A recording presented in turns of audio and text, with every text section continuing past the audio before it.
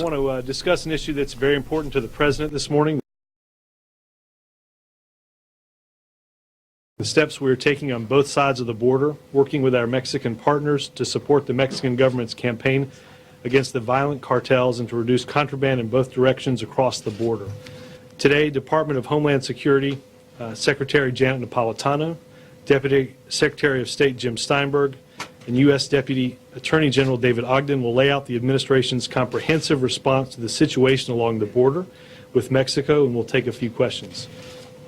Under the President's leadership and together with the State Department and DHS, the Department of Justice stands ready to take the fight to the Mexican drug cartels.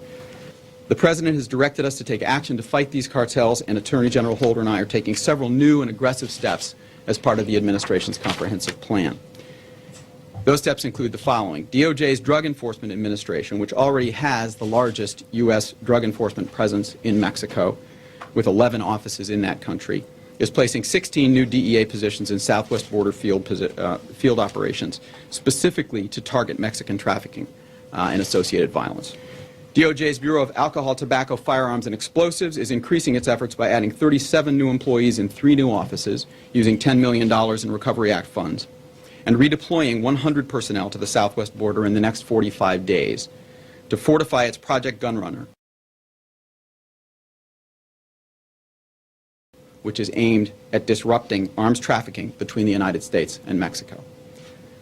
ATF is doubling its presence in Mexico itself, from 5 to 9 personnel working with the Mexicans specifically to facilitate gun tracing activity which targets the illegal weapons and their sources in the United States.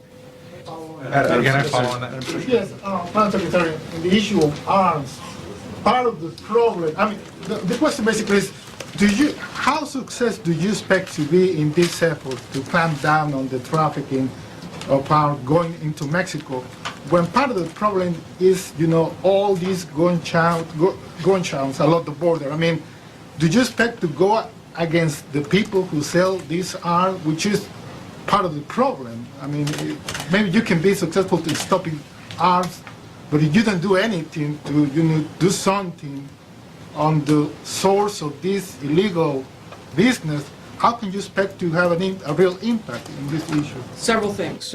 One is, first of all, you've got to interdict the arms. You've got to stop them from going into Mexico. That's why we're increasing the southbound inspections. That's why we're moving the technology to the border to help with screening going into the border. We're coordinating with Mexico because they can do more by way of southbound screening on their side of the border. But then the Department of Justice moving their agents down there, as David said, and increasing tracing. That will help us identify who is putting those arms into the arms, those guns into the arms of the traffickers moving south. And out of that, there can reasonably be seen more prosecution of actual arms dealers who are intentionally and knowingly putting arms into the hands of the smugglers. So that is part of the reason why the Department of Justice is such an essential part of this initiative on Mexico.